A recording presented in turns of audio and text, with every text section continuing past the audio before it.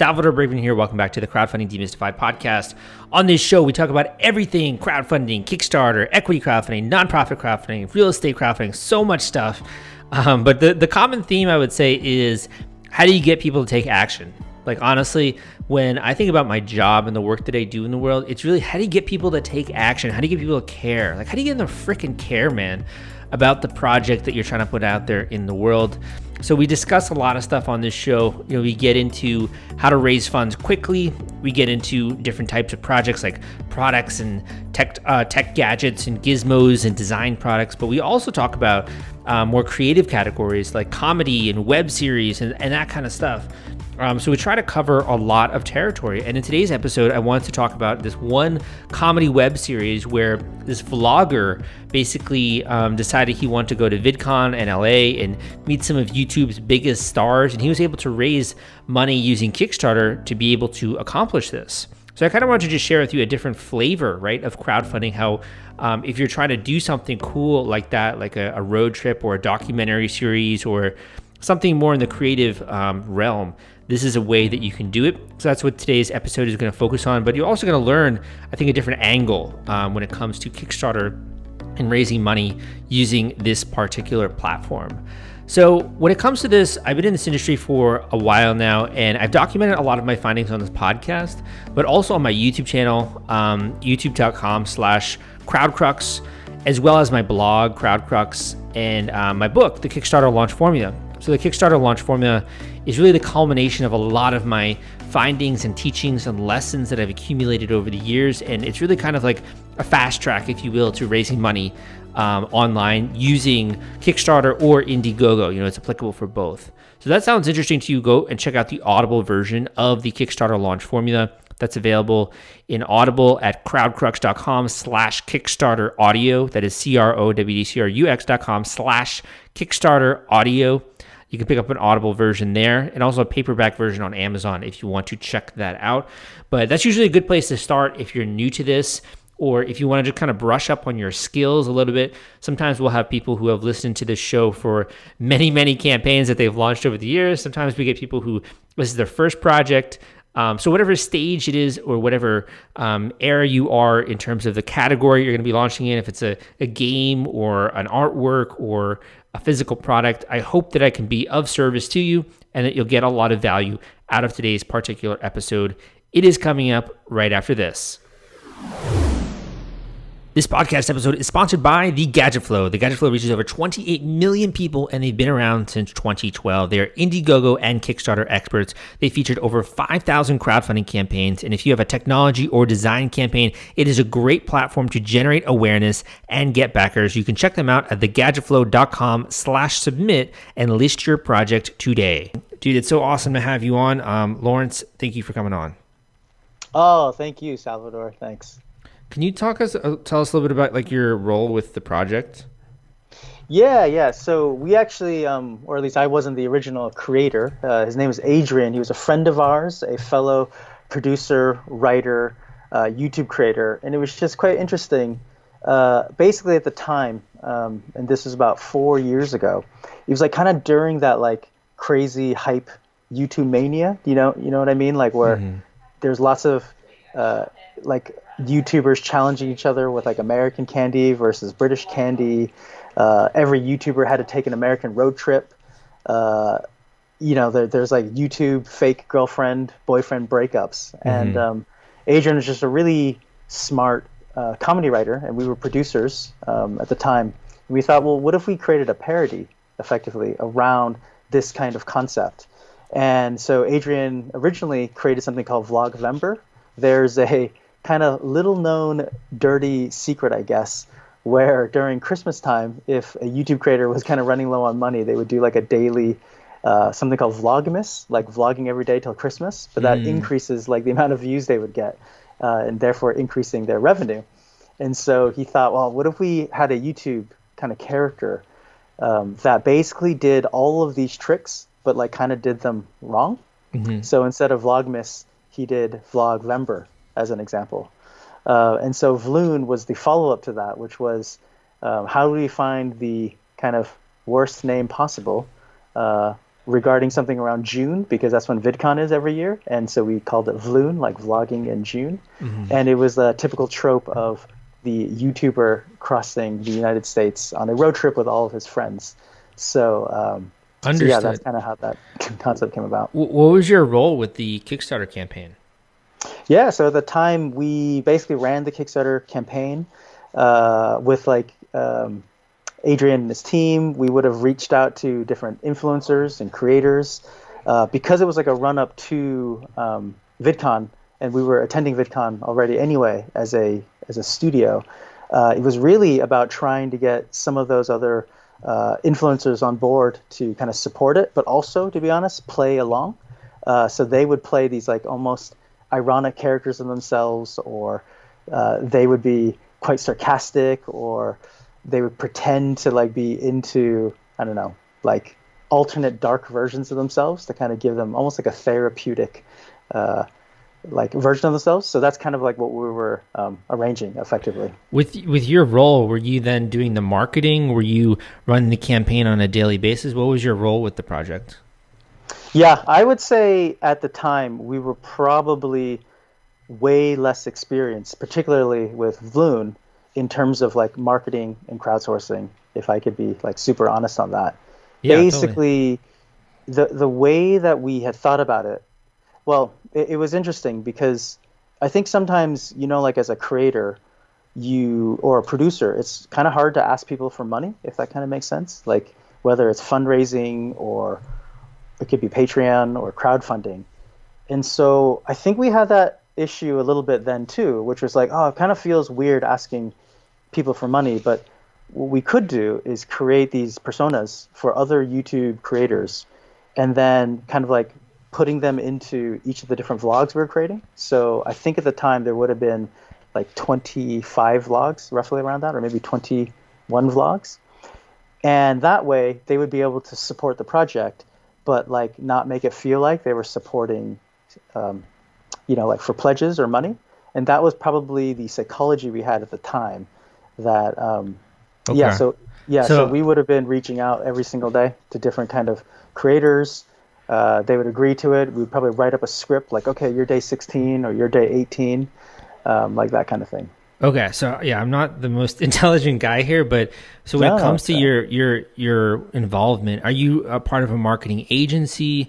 Are you part of the company and head of marketing? Like, can you just give the audience an idea of that? Oh yeah. No, back then we would have been like what you could describe like the TV production company, if you know what I mean. Like okay.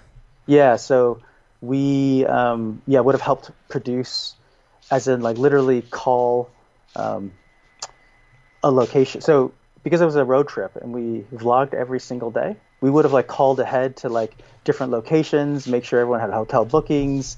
If we were going to shoot at like a like for example, they go to this ranch, like we would have had to arrange that the ranch was okay with everything. So literally like running the production live every single day. But because it was a road trip, like we had no idea where they would be, or if they're ahead of schedule or behind schedule. And then we'd have to like help change, like, oh, okay, well, like they didn't make it to Tulsa right now. So like, we're going to have to like figure out a new accommodation or do something else. Okay. So most of your experience up until that point is with TV production, like more so like traditional TV production.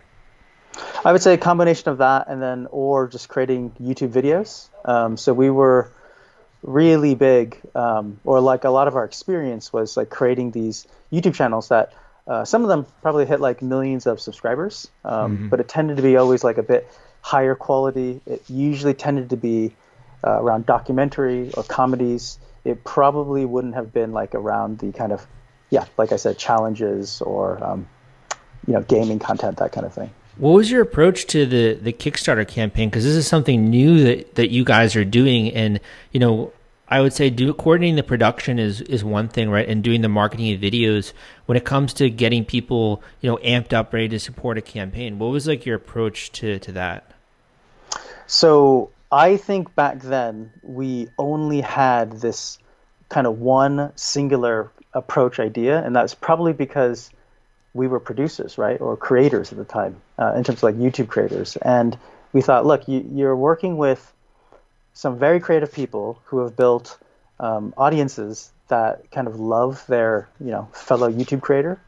And if there was a way to be able to integrate them into our show, we would actually be able to, get their fans interested in what we were doing in terms of a Kickstarter. What I've probably learned since then, and I guess it's probably more useful for your audience, I suppose. Like, you can't be afraid of literally like planning a marketing strategy and a marketing plan. You can't be afraid of like asking people for money and really putting in like a whole entire role or maybe a department or a team of people to go at that. Because I have a feeling if we would have done it the right way, we probably would have raised 10 times the amount rather than like what we raised, which is like 15,000. Because what's interesting actually, after the project was done, a big telephone, like a mobile company out here called Tesco Mobile. So like you can just imagine it's Sprint or Verizon in the US. They were so interested in this project, they ended up funding like several episodes afterwards.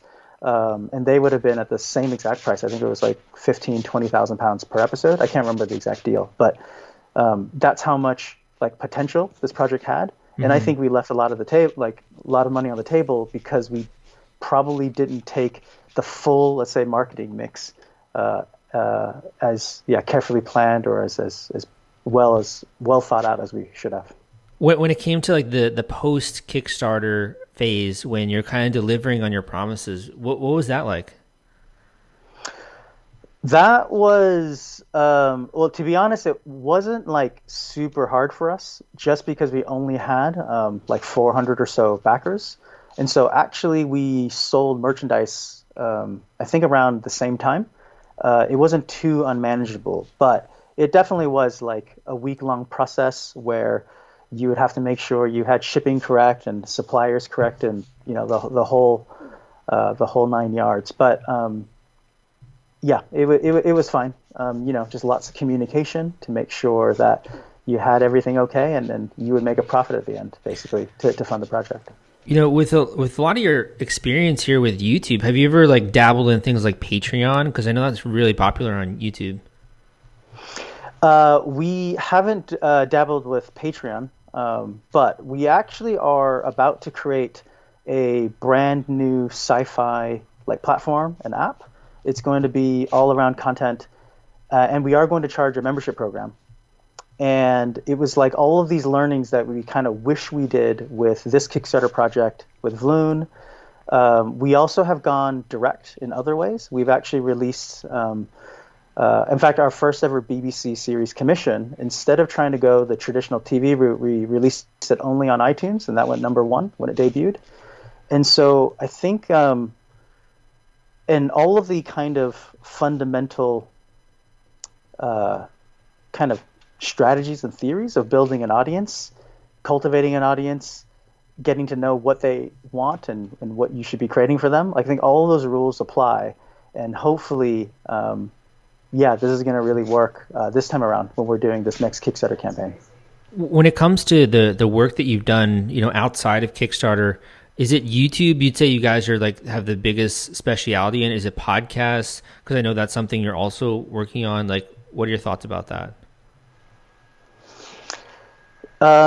So I don't actually think about content first anymore. The way I probably think about it, and this is how we would have approached the BBC series and anything else, we actually would just build the community first. So with our BBC series, as an example, it was a travel show for BBC Earth. We just decided to build an Instagram account because it was going to be a travel photography interest kind of thing. Mm-hmm. We, at the time, didn't actually have the BBC on board. We didn't know what this thing was going to be. But we had this, we thought Instagram was going to be pretty big. So this would have been like around 2016 or so, 2015, 2016.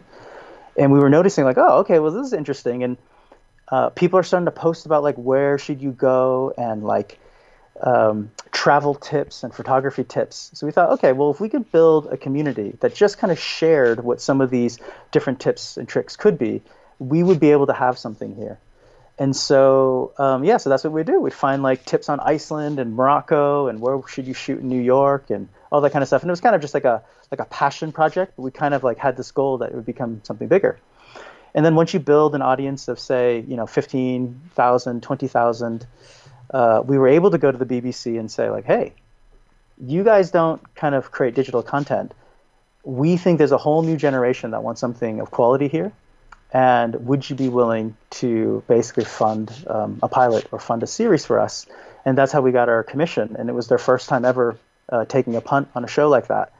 So then once obviously we had the money from the production, we were able to make the show, continue building the audience. We continued using things like Snapchat. Instagram stories didn't exist back then, but we would have if we did. And we continued kind of taking the community throughout that journey to see what we were doing, the making of effectively. And then they still didn't actually know it was a show at the time. They just thought we were traveling and actually making content now. And then, kind of 3 months later, actually at another VidCon, we announced like, hey, it's actually a show and it's going to be on BBC Three and it's going to be direct on iTunes. So if you're not in the UK, you'd be able to buy it for a couple, I think it was like $5. And so, and that's how we became #1 on iTunes as well, as being, the national broadcaster here in the UK. I mean, you guys have been obviously pretty successful with launching these types of shows and, products and stuff independently. What makes you then want to use, crowdfunding and incorporate that as in part of what you're doing? So for the last maybe year and a half, 2 years, we started working with MGM, the film studio, and they had asked us to help with their membership program, Stargate Command, which is basically around their sci-fi show and the film Stargate. What's interesting about that is, Stargate hasn't really been on TV, I think since 2011 was the last time it aired, like Stargate Universe. And so you basically have a show where there's potentially, and I don't know exactly how many there are, but maybe a couple of millions of fans, like around the world still, but they haven't really like been as public about it, I guess, because the show hasn't been around for 10 years. And when we were working on it, we started to see at the different conventions, different meetups, like, oh, wow, there's like some really passionate fans here, obviously. And you would know this, like whether it's cosplayers or anything else, but even at the Stargate specific conventions, it was just really interesting. So we thought, one thing that I know is that fans put so much love into their favorite shows and their franchises. And if a studio decides to, for whatever reason, or the production company decides for whatever reason to stop or cancel, or they can't find a network to host the show's over. And you kind of let these fans left stranding a little bit. So we thought, okay, what if we can take this idea, this model of Stargate Command, this membership platform, and we were able to create a new home for science fiction, but for all sorts of franchises that didn't have a big enough community to support it. So, like my favorite show is Firefly, canceled way too early, but there could be other shows and fans of people like Quantum Leap or Babylon 5, these shows that really don't have a chance of coming back. But if we can kind of get everyone together and create something new, maybe it's big enough. And actually, the original idea, to answer you specifically, wouldn't it be cool if like the audience could like literally own like half of this platform, or like own a piece of this platform, like literally own equity into it? That was actually the original idea, probably 6 months ago, 8 months ago, when we were thinking about it. So we actually went really, really deep into crowdfunding, like equity crowdfunding platforms. And in the UK and in Europe, the laws are a little bit more open than the US. So Crowdcube and Seedrs are kind of like the big crowd equity platforms. And so we did, this time around, I think it was very different. We did 2 months of due diligence. We came up with an entire plan. We thought about what kind of investors and how do we communicate to the fan base. How do we take a strategy by building a new sci-fi community, because we wouldn't be able to just take the Stargate one. We'd have to start over and kind of start from scratch. And luckily, I had a friend, Anthony, who's the founder of Just Park. And it's kind of like let's call it like an Airbnb for your parking space. You can like rent out your parking space effectively. And he had just raised something like $4 or $5 million on Crowdcube. And I was like, oh, okay. Well, like Anthony gave us some advice, and he was saying, well, I think Crowdcube or Seedrs could be really good for you if you already had a product, because really these are like investment platforms. And when you sometimes get fans to invest equity, they don't really know how shares work. They might expect dividends. There's all sorts of questions that they're not sophisticated investors that you're going to have to start answering. Maybe that's not the way you want to go. Really what you're doing, because it's pre-product, you have an idea, and you guys are obviously building the app and you're building the platform. Kickstarter might be the better way to go, because that's the place where people, are much more willing into hopefully taking a punt into an idea, rather than the way like an equity crowdfunding platform would work, where they're just going to ask you a bunch of investment questions when you actually don't have a product, right? So yeah, that's kind of like how we switched tracks. We took our equity crowdfunding strategy and started adapting it for Kickstarter, and that was the kind of path on how we got to this next stage. So leading up, your focus is basically on building and coalescing that audience. Do you have any tips on how to go about, assembling a base of people around something? Are you still using Instagram? Is that your main strategy, or do you have another way that you coalesce an audience together? Yeah, no, I mean, this time around, it's much more hopefully sophisticated.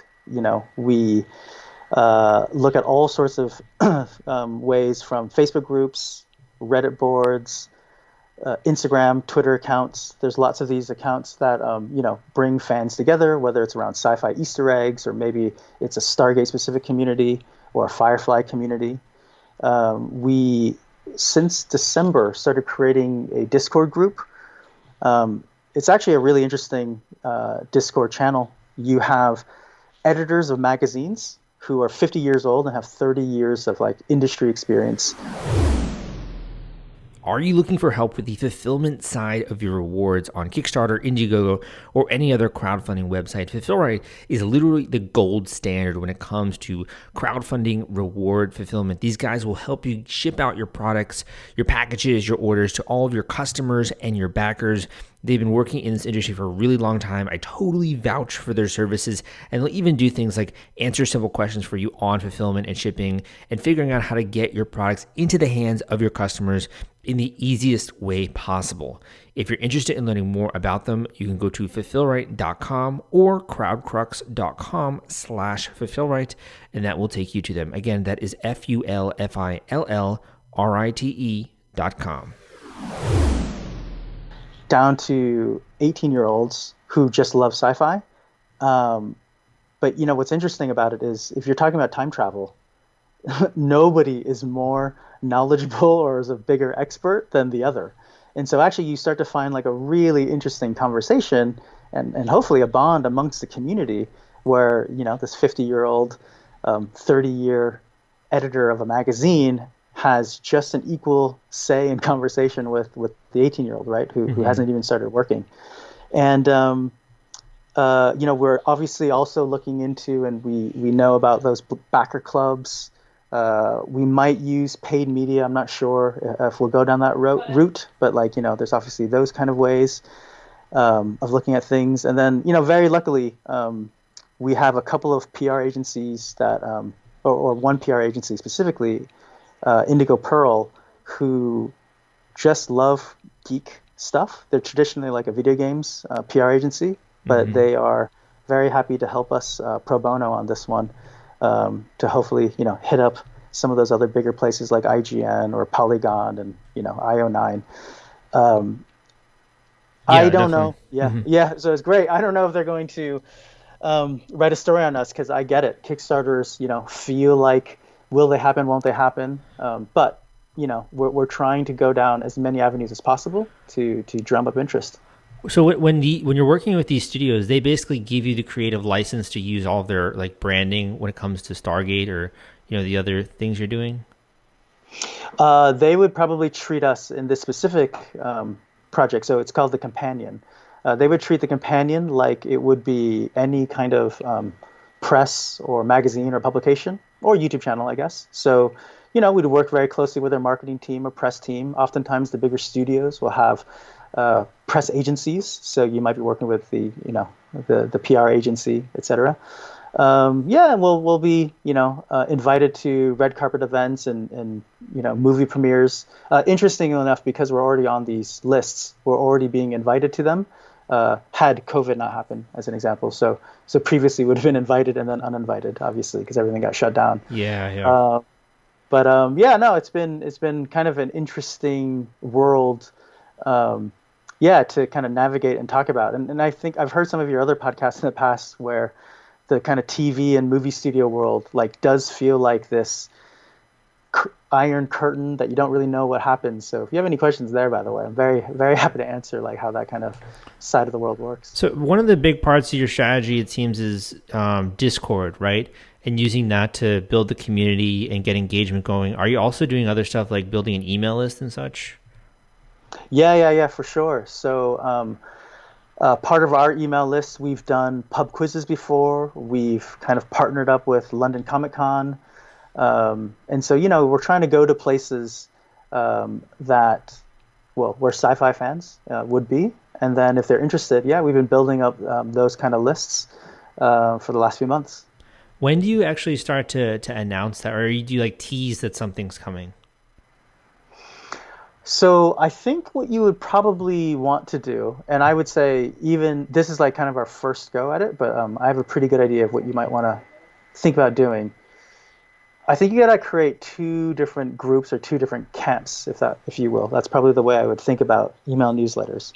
If you're going to be talking to, say, bloggers, journalists, those kind of like PR type activities, oftentimes they're going to get quite a lot of requests on certain things. So you probably usually want to take something like a 10-day or 1 week prior to launch strategy. You want to be pretty organized with a press kit and everything. And then literally the way we're going to do it is on the day it launches, they would have everything available to them. And so they can instantly go, oh, I like this, or, and then post it, and then it's out there. When it comes to email lists, I think with fans, I think it's a much longer kind of process. It might be anywhere from 1 to 2 months. So you might even want to start planning, let's say 3 months before, like how you're going to, get these email addresses. And what you want to do is when you start getting people in, first of all, people are going to ignore you the first time around, totally fine. And the second time, they're going to be like, oh yeah, cool idea, but you're still 2 months away. And then the third time, they're going to ignore you. And the fourth time, they're like, oh yeah, I think I remember this thing, but you're 6 weeks away. And so you probably want to take them on this journey of showing them progress, sharing with them what the idea is, say 1 month, 2 months away. And then hopefully, honestly, if you can get 10,000 people into a mailing list or 20,000, that's probably the number you want to hit. We're going to be nowhere near that. I think we're going to be there like in maybe the hundreds or like low thousands, if you will. But yeah, that's probably the way you want to talk about it. And I think the other side of it is, Kickstarter is not really a funding platform, right? It's almost like a pre-sales platform. And if you can think about it like that, effectively pre-ordering a board game, pre-ordering membership to our app, pre-ordering the book or the film, that's probably the way I didn't previously think about it, but like how I think about it now. You've had a lot of experience with YouTube, you mentioned. Are you planning to incorporate that at all into the launch strategy? We aren't going to incorporate YouTube, like from our perspective of like, say, creating videos, other than obviously hosting our Kickstarter video and things like that. The effort it takes to build a YouTube channel is so high. So with a lot of my experience actually comes from the YouTube original programming when they were investing like $1 million into different production companies, into creating like quality YouTube like shows. And the first 3 months, I mean, you imagine like having $1 million. Well, obviously we didn't spend the whole million, but we spent hundreds of thousands. I think the first 3 months we got to like 25,000 YouTube subscribers. I mean, like the return on investment is like hard. But then from month 3 to month 6, we spent the same amount of money and we shot through 250,000. Like it was like crazy. And then from 250,000, the path to over 500,000 was also like equally as fast. It was just quite interesting, it kind of scales.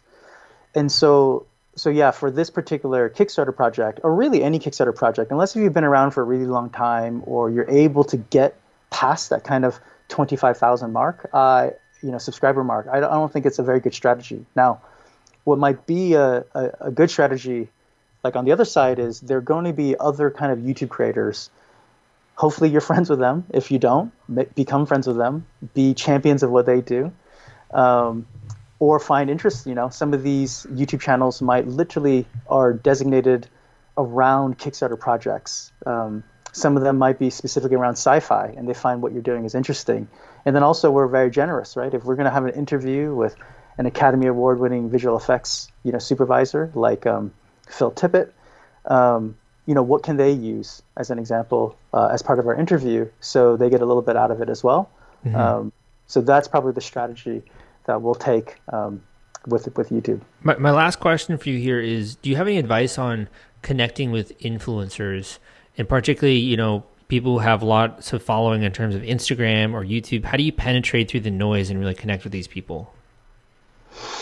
Yeah, I mean, the first thing is they're humans. They're just regular people that most of them. But that maybe they accidentally went viral, right? Or they were normal people, but like 2 years ago, and then and if you offer them an opportunity, you offer them something pretty cool, usually they'll get back to you. Of course, you got to think about it with scale and everything. So if you reach out to Casey Neistat, he probably won't get back because he's just way too busy. If you try to reach out to Grace Halbig, she's not gonna. She has an agent and and a manager and lots of layers. But if you reach out to someone who probably has 100,000 subscribers or 80,000 subscribers, they're probably not doing this full time. And if they are doing this full time, they probably aren't making a lot of money. Not trying to count anyone's money or anything, but it's it's probably a hobbyist, and so they're going to have a little bit more time, and they're going to be much more open-minded. One thing I would say that kind of makes me a little bit sad is YouTube used to be a little bit more of a pure place. Mm-hmm. You oftentimes would see people collaborate if they had 10,000 subscribers with someone who had 100,000. You don't really find that anymore. Mm-hmm. Because it's been more commercialized and it's changed a lot. Are you doing anything with TikTok? Yeah. No, we're not doing anything with TikTok, but that's probably more my inexperience with TikTok and lack of familiarity with it. That's the new Snapchat, honestly, I think. Actually, interestingly, one of my friends, Stevie knows, he just hit 1 million followers on TikTok. Yeah. So yeah, I'm going to have to hit Stevie up. But I would say the other side of TikTok is it's a little bit younger, I suppose. And, some of the sci-fi audiences that we're targeting, but we're looking at, they probably tend to be a little bit older, especially if you're talking about franchises like Stargate or Firefly. They're probably in their 30s and 40s. Yeah. So yeah. I think that's the other side of it. We probably the demo. we didn't think about TikTok anyway from the beginning because it was just a different demographic. Awesome, man. Well, I appreciate you coming on. Where can people go to check out more information about the project? Yeah, so we're called The Companion, and oftentimes on all of our social media handles, it's The Companion app.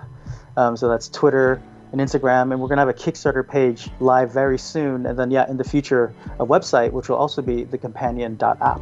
So great. Thank you so much for coming on the show and sharing some of your advice, and I look forward to your launch.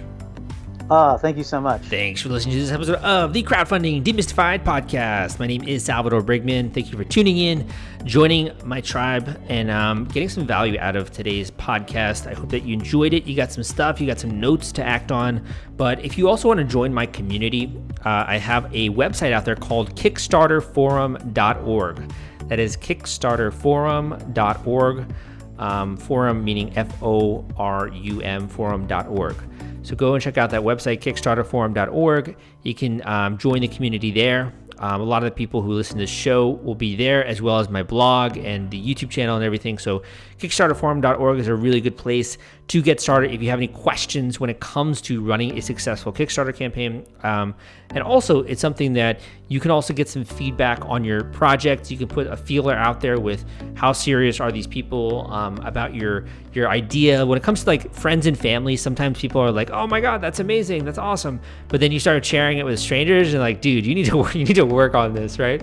So I always say that's getting honest feedback is very difficult. So if you can get feedback from strangers on Kickstarter forum, I hope that you enjoy that. And also I have a Facebook group that you can look. I think it's like facebook.com/group/Kickstarter forum, but I'm not exactly sure about that. But I definitely know kickstarterforum.org is there for you and available.